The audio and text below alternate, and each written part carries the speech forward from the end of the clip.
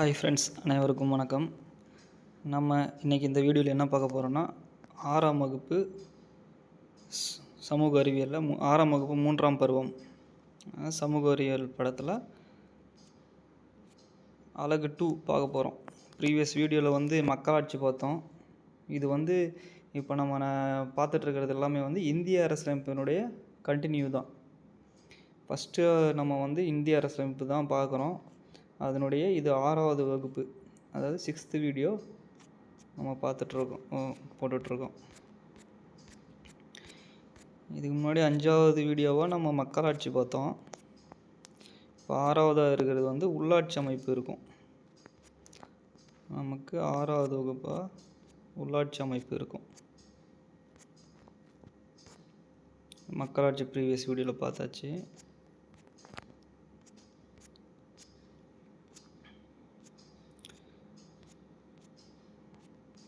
Okay, அலகு 2 சமூக அறிவியல் குடிமையியலில் அலகு 2 6ஆம் வகுப்பு 3ஆம் பருவம். குடிமையியலில் அலகு 2 உள்ளாட்சி அமைப்பு ஊரகமும் நகர்ப்புறமும். ஃப்ரெண்ட்ஸ், நம்ம சேனல் சப்ஸ்கிரைப் பண்ணாதவங்க சப்ஸ்கிரைப் பண்ணிக்கோங்க. வீடியோ பார்க்குறீங்க, தயவு செஞ்சு சப்ஸ்கிரைப் பண்ணிவிட்டு போங்க. அப்போ தான் நமக்கு ஒரு சப்போர்ட் இருக்கும். மேலும் மேலும் வீடியோ போடுறதுக்கு ஒரு உந்துதலாக நமக்கு இருக்கும். நம்ம இந்த வீடியோ போடுறதுனுடைய நோக்கமே வீட்டிலேருந்து படிக்கிறவங்க, அந்த ஒர்க் பண்ணிகிட்டே படிக்கிறவங்க, ஆன்லைனில் வீடியோ பார்ப்பாங்கள்ல, அதுக்காக ஏதாவது ஒரு சேனலை நீங்கள் ஃபாலோ பண்ணிட்டு வந்தால் கண்டிப்பாக சக்ஸஸ் உண்டு. நம்ம வீடியோ இப்போ தான் ஆரம்பிச்சிருக்கோம். நம்ம சேனல் ஆரம்பிச்சிருக்கோம். எல்லாமே ஃப்ரீ தான். இதில் ஃபஸ்ட்டு நம்ம ஸ்கூல் புக் வைஸை போயிட்டு ஒவ்வொரு யூனிட்டாக பார்த்துட்டு, அதுக்கப்புறம் ஒரு நோட்ஸ் மாதிரி ஒரு பிபிடி ஒன்று போட்டு அதுக்கப்புறம் நம்ம டெஸ்ட்டு போடுவோம். ஒவ்வொரு ஸ்டாண்டர்டு முடிய 6ஆம் வகுப்பு இப்போ இந்திய அரசியலமைப்பு இது கடைசி வீடியோ. இந்திய அரசியலமைப்பில் 6ஆம் வகுப்பில் இருக்கிற மொத்தம் இதில் குடிமையில் 6 வீடியோ இருக்கும். 6மே முடித்த உடனே இப்போது அதுக்கு ஒரு நோட்ஸ் ஒன்று கொடுத்துட்டு படிக்க டைம் 2-3 நாள் கொடுத்துட்டு நம்ம ஒரு டெஸ்ட்டு மாதிரி போடுவோம். நம்ம டெஸ்ட்டு மாதிரி கண்டக்ட் பண்ணுவோம். சரி, வாங்க வீடியோக்குள்ளே போவோம். உள்ளாட்சி அமைப்பு ஊரகமும் நகர்ப்புறமும். இந்த கற்றல் நோக்கங்கள். இதனால் என்ன சொல்ல வராங்கன்னா, இந்த பாடத்தில் உள்ளாட்சி அமைப்பு ஊரகம் மற்றும் நகர்ப்புற உள்ளாட்சி அமைப்பு எப்படி இருக்குது, அதனுடைய பணிகள் என்ன, கிராம சபைன்னா என்ன, அந்த கிராம சபை கூட்டத்தினுடைய நோக்கம் என்ன, பஞ்சாயத்து ராஜ் சட்டம்னா என்ன, அதனுடைய சிறப்பம்சங்கள், உள்ளாட்சியில் பெண்களின் பங்கு எவ்வளோ என்ன அப்படின்றது, அடுத்து உள்ளாட்சி தேர்தலை பற்றி, அடுத்து வரும் தேர்தலை பார்க்க போகிறோம். அதெல்லாம் என்ன ஏதுன்றதை பார்க்க போகிறோம். சரி, ஓகே, நம்ம பாடம் போவோம். நந்தினி 6ஆம் வகுப்பு படிப்பவள். அவள் வீட்டில் ஒரு வழக்கம் இருந்தது. தினமும் நாளிதழில் வரும் தலைப்புச் செய்திகளை அவள் சத்தம் போட்டு வாசித்து காட்ட வேண்டும். அவளது அப்பா நம்புராஜனும் அம்மா மணிமேகலையும் அமர்ந்து கேட்பார்கள். இவள் ஏதாவது சந்தேகம் கேட்டால் அதற்கு விளக்கம் கொடுப்பார்கள். சில சமயம் அக்கம் பக்கத்து வீட்டு சிறுவர்களும் சேர்ந்து கொள்வார்கள். நாளிதழில் வரும் செய்தியை ஆளுக்கொன்றாய் பிரித்து கொண்டு படிப்பார்கள். அன்றும் அப்படித்தான். சனிக்கிழமையானதால் ஜான்சன், மாறன், அன்வர் என எல்லோரும் நந்தினியின் வீட்டில் குழுமிவிட்டனர். நந்தினி முதலில் நாளிதழில் இருந்து ஒரு செய்தியை வாசித்தாள். ஆவடி மாநகராட்சியாக அறிவிக்கப்பட்டு உள்ளது. அடுத்த செய்தியின் தலைப்பை படிக்கும் முன்னரே அவளுக்கு சந்தேகம் வந்தது. அப்பா, மாநகராட்சினா என்னப்பா? 10 லட்சத்துக்கும் மேற்பட்ட மக்கள் தொகையும் அதிக வருவாயும் இருக்கிற ஊர்களை மாநகராட்சியாக தமிழ்நாடு அரசு அறிவிக்கும். இப்படித்தான் இப்போ இந்த பட்டியலில் ஆவடியும் சேர்ந்துள்ளது என்றார் நந்தினியின் அப்பா நம்புராஜன். அதாவது இது என்ன இன்ஃபர்மேஷன் நம்ம எடுத்துக்கலாம்னா, மாநகராட்சி அதனுடைய எலிஜிபிள் என்னென்னா 10 லட்சத்துக்கும் மேற்பட்ட மக்கள் தொகை அதிக வருவாயும் இருக்கிற ஊர்களை மாநகராட்சியாக தமிழ்நாடு அரசு அறிவிக்கும். இதை நோட் பண்ணிக்கங்க. அடுத்து, அப்படின்னா இங்கே ஏற்கனவே வேறு மாநகராட்சிகள் இருக்கா? ஆமாம், ஏற்கனவே 21 மாநகராட்சிகள் தமிழ்நாட்டில் இருக்கின்றன. தற்போது இந்த பட்டியலில் ஆவடியும் சேர்ந்துள்ளது என்றார் நம்புராஜன். இந்த இடத்துல லிஸ்ட்டு கொடுத்துருக்காங்க 21 மாநகராட்சிகள் என்னென்னு. படிக்கிறேன், அப்படியே பாருங்கள்.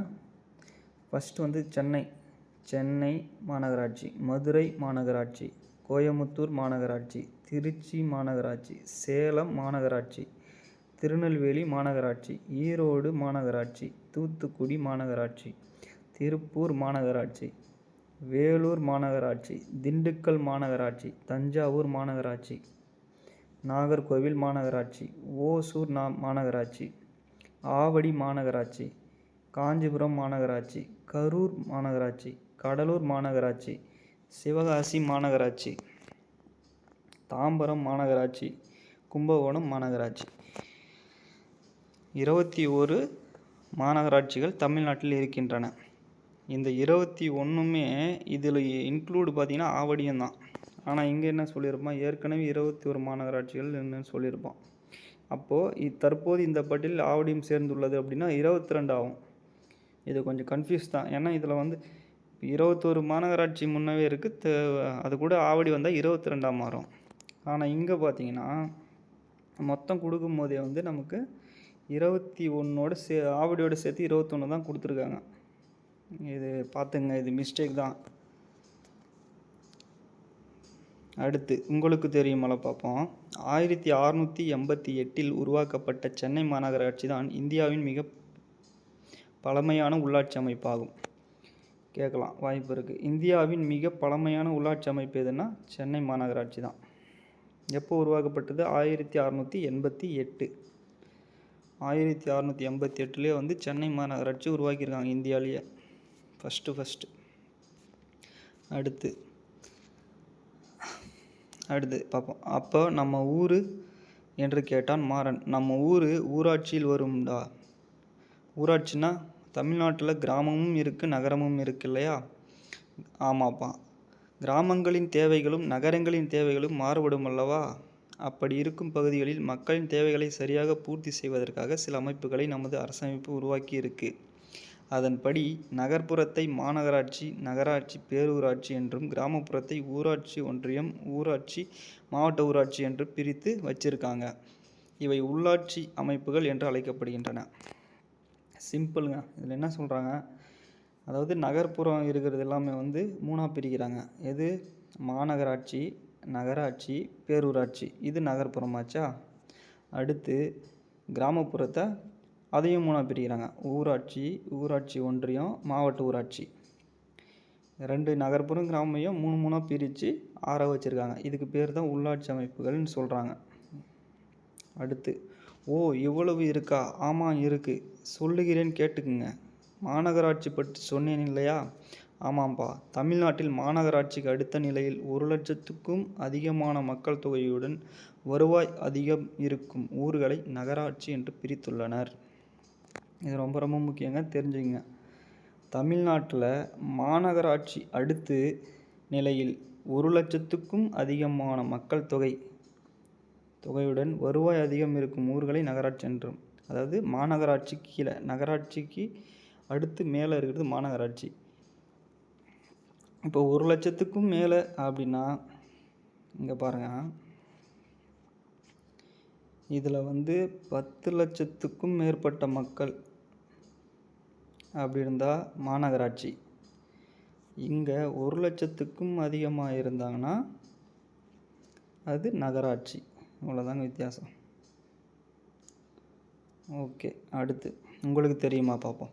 தமிழ்நாட்டில் முதலில் உருவாக்கப்பட்ட நகராட்சி வாலாஜாபேட்டை நகராட்சி ஆகும். இதெல்லாம் சென்னை, நம்ம தமிழ்நாட்டில் தான் இருக்குது. அதாவது இந்தியாவின் மிக பழமையான உள்ளாட்சி அமைப்புன்னா சென்னை மாநகராட்சி 1888 இங்கே. அதே போல் முதலில் உருவாக்கப்பட்ட தமிழ்நாட்டில் முதலாக உருவாக்கப்பட்டது வாலாஜாபேட்டை நகராட்சி. ஓகே, அடுத்து அப்புறம் மாமா பேரூர் ஆட்சின்னு என்னமோ சொன்னீங்களே, அது பேரூராட்சி இல்லைடா. பேரூராட்சி அப்படின்னா நகரத்திற்கும் கிராமத்திற்கும் இடைப்பட்ட ஊர். நகரத்திற்கும் கிராமத்திற்கும் இடைப்பட்ட ஊர் பேரூராட்சி. சுமார் 10,000 பேர் வாழக்கூடிய ஊராக இருந்தால் அது பேரூராட்சி. பார்த்துங்க, 10,000 பேர் இருந்தாங்கன்னா பேரூராட்சி. 1,00,000 பேர் இருந்தாங்கன்னா நகராட்சி, 10,00,000 மேலே இருந்தாங்கன்னா மாநகராட்சி. அடுத்து இதில் ஒரு சிறப்பு இருக்குது, என்னென்னு யாராச்சும் சொல்லுங்கள் பார்ப்போம் என்ற நம்புராஜன் எல்லோரின் முகத்தையும் பார்த்தார். அவர்களும் அவரையே பார்த்தபடி இருந்தனர். யாருக்கும் அக்கேள்விக்கான பதில் தெரியவில்லை. சரி, நானே சொல்கிறேன். இந்தியாவிலேயே முதல் முறையாக பேரூராட்சி என்ற உள்ளாட்சி அமைப்பு தமிழ்நாட்டில்தான் அறிமுகப்படுத்தப்பட்டது.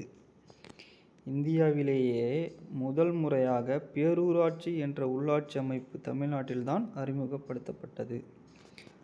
ஓகே, அடுத்து ஆஹா என்றனர் எல்லோரும். மாநகராட்சிக்கு இந்திய ஆட்சிப்பணி அதிகாரி ஒருவர் ஆணையராக இருப்பர். மாநகராட்சிக்கு இந்திய ஆட்சிப்பணி அதிகாரி தான் ஒருவர் ஆணையராக, கமிஷனராக இருப்பாங்க. இதுக்கு மாநகராட்சிக்கு யார் இருப்பாங்கன்னா ஆணையராக இருப்பது இந்திய ஆட்சிப்பணி, அதாவது IAS. அடுத்து நகராட்சிகளுக்கு அரசு அதிகாரிகள் நகராட்சி ஆணையர்களாக நியமிக்கப்படுவார்கள். பேரூராட்சி நிர்வாக அலுவலர் செயல் அலுவலர் ஆவார். பேரூராட்சிக்கு யார்? EO, செயல் அலுவலர். நகராட்சிக்கு நகராட்சி ஆணையர், மாநகராட்சிக்கு ஆணையர். அடுத்து ஊராட்சி ஒன்றியம்னு சொன்னீங்களே, அப்படின்னா கிராமங்களில் செயல்படும் உள்ளாட்சி அமைப்பு கிராம ஊராட்சி. கிராமங்களில் செயல்படும் உள்ளாட்சி அமைப்பு கிராம ஊராட்சி ஆகும். கிராம ஊராட்சி மக்களுக்கும் அரசுக்கும் இடையே இணைப்பு பாலமாக செயல்படுகிறது.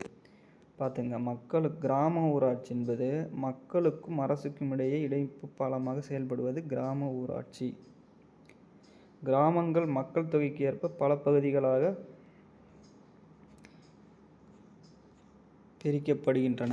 இதன் பிரதிநிதிகள் மக்களால் தேர்ந்தெடுக்கப்படுகின்றனர். பாருங்க என்ன சொல்கிறாங்க, கிராமங்களில் செயல்படும் உள்ளாட்சி அமைப்பு கிராம ஊராட்சி. கிராம ஊராட்சி மக்களுக்கும் அரசுக்கும் இணைப்பு பாலமாக உள்ளது. ஓகே, கிராமங்கள் மக்கள் தொகைக்கு ஏற்ப பல பகுதிகளாக வார்டா பிரிகிறாங்க. இதன் பிரதிநிதிகள், அந்த வார்டு மெம்பர்லாம் மக்களால் தேர்ந்தெடுக்கப்படுகின்றனர். அடுத்து தேர்ந்தெடுக்கப்படும் பிரதிநிதிகள் யார் யார் மக்களால் தேர்ந்தெடுக்கப்படுறாங்க பார்ப்போம். ஊராட்சி மன்ற தலைவர், பகுதி உறுப்பினர்கள், ஊராட்சி ஒன்றிய உறுப்பினர்கள், அதாவது கவுன்சிலர்னு சொல்லுவோம் அவங்க, மாவட்ட ஊராட்சி குழு உறுப்பினர். தேர்ந்தெடுக்கும் பிரதிநிதிகள் 4 தான். ஊராட்சி மன்ற தலைவர், பகுதி உறுப்பினர்கள், ஊராட்சி ஒன்றிய உறுப்பினர், மாவட்ட ஊராட்சி குழு உறுப்பினர். அடுத்து ஊராட்சி ஒன்றியம். பல கிராம ஊராட்சிகள் ஒன்றிணைந்து ஊராட்சி ஒன்றியம் அமைக்கப்படுகிறது. ஒவ்வொரு ஊராட்சியிலும் ஊராட்சி ஒன்றிய உறுப்பினர் ஒருவர் தேர்ந்தெடுக்கப்படுகிறார் அல்லவா. கவுன்சிலர்கள் தங்களில் ஒருவரை ஊராட்சி ஒன்றிய தலைவராக தேர்ந்தெடுப்பர். துணைத் தலைவரும் தேர்ந்தெடுக்கப்படுகிறார். வட்டார வளர்ச்சி அலுவலர் இதன் நிர்வாக அலுவலர் ஆவார். ஊராட்சி ஒன்றியத்தினுடைய நிர்வாக அலுவலர் யாருன்னா வட்டார வளர்ச்சி அலுவலர், BDO தான் ஊராட்சி ஒன்றியத்தினுடைய நிர்வாக அலுவலர். ஊராட்சி ஒன்றிய அளவில் பணிகள் மேற்கொள்ளப்படுகின்றன. இவருடைய வேலை. அடுத்து உங்களுக்கு தெரியுமா, நீலகிரி மற்றும் பெரம்பலூர் மாவட்டங்கள் ஒவ்வொன்றிலும் 4 ஊராட்சி ஒன்றியங்கள் தான் உள்ளது. நீலகிரி, பெரம்பலூர், ஏன்னா சின்ன சின்ன மாவட்டங்கள். அடுத்து மாவட்ட ஊராட்சி. ஒவ்வொரு மாவட்டத்திலும் ஒரு மாவட்ட ஊராட்சி அமைக்கப்பட்டுள்ளது. 50,000 மக்கள் தொகை என்ற அடிப்படையில் மாவட்டம் பல பகுதிகளாக பிரிக்கப்படுகின்றது. பகுதி உறுப்பினர்களை கிராம ஊராட்சி மக்கள் தேர்தல் மூலம் தேர்ந்தெடுக்கின்றனர். மாவட்ட ஊராட்சி குழு உறுப்பினர்கள் தங்களுக்குள் ஒருவரை மாவட்ட ஊராட்சி குழு தலைவராக தேர்ந்தெடுக்கின்றனர். ஊராட்சி மற்றும் ஊராட்சி ஒன்றியங்களின் வளர்ச்சி திட்டங்களை கண்காணிக்கவும் மேற்பார்வையிடவும் செய்கின்றனர். உள்ளாட்சி அமைப்புகள் தேர்ந்தெடுக்கப்பட்ட மக்கள் பிரதிநிதிகளால் நிர்வகிக்கப்படுகின்றன. தொகுதிகள் பகுதிகள் என அழைக்கப்படுகின்றன. பகுதி உறுப்பினர்களை மக்கள் நேரடி தேர்தல் மூலம் தேர்ந்தெடுக்கப்படுகின்றனர். அவ்வாறே மாநகராட்சி தலைவர்னா மேயர், அவ்வாறே மாநகராட்சி தலைவரும் நகராட்சி தலைவரும் நேரடி தேர்தல் மூலம் மக்களால் தேர்வு செய்யப்படுகின்றனர். மாநகராட்சி துணைத் தலைவரும் நகராட்சி துணைத் தலைவரும் அந்தந்த பகுதி உறுப்பினர்களால் தேர்வு செய்யப்படுவார்கள் என்று தனது நீண்ட உரையை முடித்தார் நம்புராஜன். உள்ளாட்சி அமைப்புகளால் என்ன நன்மை இருக்கப் போகுது மாமா? நிறைய நன்மைகள் இருக்கே. பொதுமக்களுக்கு தேவையான பணிகளை அவசிய பணிகள், விருப்ப பணிகள்னு பிரிச்சுக்கலாம். இவை உள்ளாட்சி அமைப்புகளால் வழங்கப்படுகின்றன. கிராம ஊராட்சியின் பணிகள், அவசிய பணிகள் என்னன்னு பார்ப்போம். குடிநீர் வழங்குதல், தெருவிளக்கு அமைத்தல், தெருக்களை தூய்மைப்படுத்துதல், கழிவுநீர் கால்வாய் அமைத்தல், ஊர் சாலைகளை அமைத்தல், மத்திய மாநில அரசின் நலத்திட்டங்களை செயல்படுத்துதல். இதுதான் அவசிய பணிகள். அடுத்து விருப்ப பணிகள், பூங்கா அமைத்தல், நூலகம் அமைத்தல், விளையாட்டு மைதானம் அமைத்தல், இன்னும் பிற. அடுத்து மாநகராட்சியின் பணிகள் என்னென்னு பார்ப்போம். மாநகராட்சியின் பணிகள்: குடிநீர் வசதி, தெருவிளக்கு அமைத்தல், தூய்மை பணி, மருத்துவ சேவை, சாலைகள் அமைத்தல், மேம்பாலங்கள் அமைத்தல், சந்தைகளுக்கான இடவசதி, கழிவுநீர் கால்வாய், திடக்கழிவு மேலாண்மை, மாநகராட்சி பள்ளிகள், பூங்காக்கள், விளையாட்டு மைதானங்கள், பிறப்பு இறப்பு பதிவு, இன்னும் பிற. அப்போ இந்த வேலைகளை எல்லாம் யார் செய்வாங்க? மன்ற கூட்டங்களில் நிறைவேற்றப்படும் தீர்மானங்களின்படி ஆணையாளர் அல்லது அதிகாரி அந்த பணிகளை தனக்கு கீழுள்ள அலுவலர் மற்றும் ஊழியர்களை கொண்டு செயல்படுத்துகிறார். இப்படி அப்பணிகள் சிறப்பாக நடைபெற பல அடுக்குகளிலும் பணியாற்ற ஊழியர்கள் உண்டு. இந்த பணிகளை செய்ய நிதி அரசாங்கம் கொடுத்துடுமாப்பா? நேரடியாக அரசும் அளிக்கும். அந்த உள்ளாட்சி அமைப்புகளும் வரிகளாக வசூல் செய்து கொள்வார்கள். அடுத்து கிராம ஊராட்சியின் வருவாய். கிராம ஊராட்சிக்கு எப்படி வருவாய் வருது பார்ப்போம். வீட்டு வரி, தொழில் வரி, கடைகள் மீதான வரி, குடிநீர் இணைப்புக்கான கட்டணம், நிலவரியிலிருந்து குறிப்பிட்ட பங்கு, சொத்துரிமை மாற்றம் குறிப்பிட்ட பங்கு. அடுத்து மத்திய மாநில அரசுகளின் நிதி ஒதுக்கீடு. அடுத்து மாநகராட்சிக்கு வருவாய். அதே தான், வீட்டு வரி, குடிநீர் வரி, கடைகள் மீதான வரி, தொழில் வரி, பொழுதுபோக்கு வரி, வாகன கட்டணம், மத்திய மாநில அரசுகளின் நிதி ஒதுக்கீடு, இன்னும் பிற.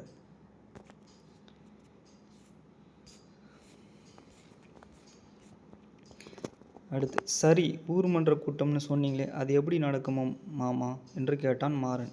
சபை கூட்டம்னா மரத்தடியில் சுற்றி உட்கார்ந்து கொண்டு பேசுவாங்களே, சினிமாவில் பார்த்துருக்கேன் என்றான் ஜான்சன். அப்படி இல்லை, அது வேற இது வேற. ஒவ்வொரு ஊராட்சியிலும் கிராம சபை அமைக்கப்பட்டுள்ளது. இது ஒரு நிரந்தர அமைப்பு. பார்த்துங்க, கிராம சபை ஒரு நிரந்தர அமைப்பு. கிராம சபை கூட்டம் சிறிய கிராமங்களிலும் நடைபெறும். கிராம சபையே மக்களாட்சி அமைப்பின் ஆணிவேர் ஆகும். மக்களாட்சி அமைப்பின் ஆணிவேர் எதுன்னு கேட்டால் கிராம சபை. அடுத்து அதில் 18 வயசு நிறைவடைந்து அந்த ஊராட்சி வாக்காளர் பட்டியலில் பெயர் உள்ளவங்க கலந்து கொள்ளலாம். இக்கூட்டம் ஆண்டுக்கு 4 முறை கூடும். கிராம சபை கூட்டம் ஆண்டுக்கு 4 முறை கூடும். மாவட்ட ஆட்சித்தலைவர், வட்டார வளர்ச்சி அலுவலர், ஊராட்சி மன்ற தலைவர், துணைத் தலைவர் மற்றும் பகுதி உறுப்பினர்கள் போன்றோரும் இக்கூட்டத்தில் கலந்து கொள்வாங்க. அப்போது மக்கள் தங்கள் தேவைகளையும் குறைகளையும் நேரடியாக சொல்லலாம். இக்கூட்டம் எந்தெந்த நாட்களில் கூடும்? வருஷத்துக்கு 4 முறை கூடுது, கரெக்டாக? அது என்னென்னா ஜனவரி 26, மே 1, ஆகஸ்ட் 15, அக்டோபர் 2. ஜனவரி 26ன்றது குடியரசு தினம், மே 1 உழைப்பாளர் தினம், ஆகஸ்ட் 15 சுதந்திர தினம், அக்டோபர் 2 காந்தி ஜெயந்தி. இந்த 4 நாள் தான் முக்கியமான நாள். வருஷத்தில் இந்த 4 நாளில் மட்டும்தான் கிராம சபை கூடும். ஓகே. அடுத்து இந்நாட்களை தவிர தேவைக்கேற்பவும் அவசர காலங்களிலும் கிராம சபை கூடும். இவை சிறப்பு கிராம சபை கூட்டம் எனப்படும். அதாவது கிராம சபை கூட்டம்னா வருஷத்துக்கு 4 முறை. சுதந்திர தினம், குடியரசு தினம், காந்தி ஜெயந்தி, உழைப்பாளர் தினம். இதை தாண்டி கூடிச்சுன்னா அது சிறப்பு கிராம சபை கூட்டம்னு சொல்லுவாங்க. அவ்வளோதான் வித்தியாசம். அடுத்து உள்ளாட்சி அமைப்புகளின் அதிகாரங்களை பரவலாக்குவது என்ற நோக்கத்திற்காக பஞ்சாயத்து ராஜ் சட்டம் 1992ஆம் ஆண்டு ஏப்ரல் 24ஆம் தேதி கொண்டு வரப்பட்டது. இப்படியான ஒரு அமைப்பு வேண்டுமென்று இதற்கு பெயர் வைத்தவர் நம்ம மகாத்மா காந்தி. பஞ்சாயத்து ராஜ் சட்டம்னாவே காந்திஜி தான். 1992 ஏப்ரல் 24 எடுத்துகிட்டு வராரு. ஓகே, அதனால் அந்த நாளை தான் நம்ம வந்து தேசிய ஊராட்சி தினம் என்று கொண்டாடுறோம். தேசிய ஊராட்சி தினம்னா பஞ்சாயத்து ராஜ் சட்டம் கொண்டு வரப்பட்ட நாள் தான், அதாவது ஏப்ரல் 24, 1992. இதனுடைய சிறப்பம்சம்னா என்ன பார்ப்போம். அதாவது பஞ்சாயத்து ராஜின் சிறப்பம்சங்கள்லாம் கிராம சபை அமைக்கணும், 3 அடுக்கு ஊராட்சி அமைப்பு, இடஒதுக்கீடு, பஞ்சாயத்து தேர்தல், பதவிக்காலம், நிதிக்குழு, கணக்கு மற்றும் தணிக்கை, இன்னும் பிற. ரொம்ப நன்றி மாமா, நாங்கள் நிறைய செய்திகளை இன்று தெரிந்து கொண்டோம் என்றனர் பிள்ளைகள் கூட்டாக. இன்னைக்கு உங்களுக்கு இதை பற்றி சொல்ல முடிந்தது, எனக்கு ரொம்ப சந்தோஷமாக இருக்கு. சரி, நாளிதழ் வாசித்தது போதும், விளையாட போங்க என்று எல்லோரையும் அனுப்பி வைத்தார் நம்புராஜன். ஹேய் என்று கத்தியவாறே அவர்களும் ஓடினார்கள். அடுத்து உள்ளாட்சியில் பெண்களின் பங்கு. அனைத்து உள்ளாட்சி அமைப்புகளிலும் பெண்கள் பங்கேற்கும் வகையில் 33% இடஒதுக்கீடு வழங்கப்பட்டுள்ளது. 2011 நடைபெற்ற ஊராட்சி தேர்தலில் பெண்கள் 38% இடங்களில் வெற்றி பெற்றனர் என்பது சிறப்பு. 2016ஆம் ஆண்டு தமிழக அரசு பெண்களுக்கு உள்ளாட்சியில் 50% இடஒதுக்கீடு வழங்க சட்ட திருத்தம் செய்துள்ளது. அதாவது ஆரம்பத்தில் 33% இடஒதுக்கீடு கொடுத்தாங்க பெண்களுக்கு. 2011 38% இடங்களில் வந்து அவங்க வின் பண்ணாங்க. அப்படி இருக்கும்போது 2016 வந்து தமிழக அரசு பெண்களுக்கு வந்து உள்ளாட்சியில் 50% இடஒதுக்கீடு வழங்க சட்ட திருத்தம் செஞ்சுருக்காங்க. அடுத்து உள்ளாட்சி தேர்தல். உள்ளாட்சி பிரதிநிதிகளின் பதவிக்காலம் 5 ஆண்டுகள்.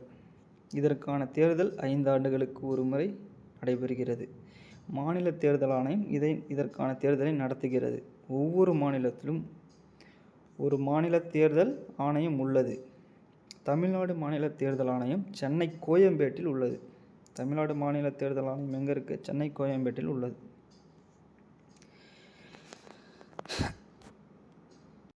அடுத்து பேரிடர் காலங்கள் மற்றும் நோய் தொற்று காலங்களில் உள்ளாட்சி அமைப்புகள் மேற்கொண்ட பணிகள். இந்த ஃபோட்டோலாம் கொடுத்துருக்காங்க பாருங்கள்.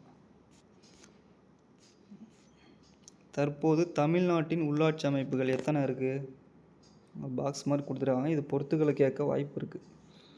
கிராம ஊராட்சிகள் 12,525, ஊராட்சி ஒன்றியங்கள் 388, மாவட்ட ஊராட்சிகள் 36, பேரூராட்சிகள் 490, நகராட்சிகள் 138, மாநகராட்சிகள் 21 இன்க்ளூடிங் ஆவடி. ஓகே ஃப்ரெண்ட்ஸ், இதோடு இந்த பாடம் முடிஞ்சதுன்னு நினைக்கிறேன். ஆமாம், சும்மா இது கலைச்சொற்கள் மாதிரி கொடுத்துருக்காங்க, தெரிஞ்சுக்கங்க. பேரூராட்சினா டவுன் பஞ்சாயத்து. இது ஏன் சொல்கிறான்னா பின்னாடி வர வகுப்புகளை இதெல்லாம் புரிஞ்சால் தான் நம்ம அந்த பாடங்களை வந்து ஈஸியாக நம்ம புரிஞ்சிக்க முடியும். பேரூராட்சினா டவுன் பஞ்சாயத்துன்னு சொல்லுவாங்க. அடுத்து முனிசிபாலிட்டின்றது நகராட்சி. மாநகராட்சினா கார்ப்பரேஷன் சொல்கிறாங்க. கிராம ஊராட்சி வில்லேஜ் பஞ்சாயத்துன்னு சொல்கிறாங்க. பார்த்துங்க, வில்லேஜ் பஞ்சாயத்துனா கிராம ஊராட்சி, டவுன் பஞ்சாயத்துனா பேரூராட்சி. அடுத்து ஊராட்சி ஒன்றியம்னா பஞ்சாயத்து யூனியன், மாவட்ட ஊராட்சி டிஸ்ட்ரிக்ட் பஞ்சாயத்து. சும்மா தெரிஞ்சுங்க, இது கண்டிப்பாக தேவைப்படும் உங்களுக்கெல்லாம். ஓகே ஃப்ரெண்ட்ஸ், அவ்வளோதான் முடிஞ்சது இந்த பாடம். புரியாட்டி மறுபடியும் போட்டு பாருங்கள். நீங்கள் திரும்ப திரும்ப கேட்க கண்டிப்பாக புரியும். இது 6ஆம் வகுப்பு தான், அவ்வளோ முக்கியமான பாயிண்ட்ஸ்லாம் கம்மியாக தான் இருக்குது. அதனால் இப்போ ஈஸியாக படிச்சிடலாம். ஓகே ஃப்ரெண்ட்ஸ், இப்போது நம்ம இந்த 6ஆம் வகுப்பில் மொத்தமாக 6 வீடியோ பார்த்தாச்சு. அதாவது குடிமையியல்ல இந்திய அரசு நம்மளுடைய ஃபஸ்ட்டு டெஸ்ட்டு. இப்போ இதை முடித்த உடனே ஒரு நோட்ஸ் நான் பிபிடியாக கொடுப்பேன். அதை நீங்கள் ஒரு முறை ரிவைஸ் பண்ணிட்டீங்கன்னா அடுத்து நம்ம வந்து ஒரு டெஸ்ட் மாதிரி கண்டக்ட் பண்ணிக்கலாம். அது வந்து நம்ம இந்த சேனல்லையே நம்ம போடுவோம். அதை நீங்கள் ஃப்ரீயாக அட்டன் பண்ணுங்கள். கொஸ்டின் போடுறோம், நான் லிங்க்கில் அனுப்புவேன். நம்ம டிஸ்கிரிப்ஷனில் வந்து லிங்க்கு அனுப்புவேன். இப்போ கூடிய சீக்கிரம் குரூப் ஒன்று வாட்ஸ்அப் குரூப் க்ரியேட் பண்ணுவோம். உங்களுக்கு அது பயனுள்ளதாக இருக்கும். ஓகே ஃப்ரெண்ட்ஸ், இதனுடைய ப்ரீவியஸ் வீடியோலாம் நீங்கள் பாருங்கள். வகுப்பு 1லேருந்து யாராவது பார்க்காம இருந்தீங்கன்னா நம்ம ப்ளேலிஸ்ட்டில் வந்து இருக்குது, இந்தியன் பாலிட்டின்னு போட்டிருக்கேன். அதில் இருக்கும், போய் பாருங்கள். தேங்க்யூ ஃப்ரெண்ட்ஸ், மீண்டும் அடுத்த வகுப்பில் சந்திப்போம். தேங்க்யூ.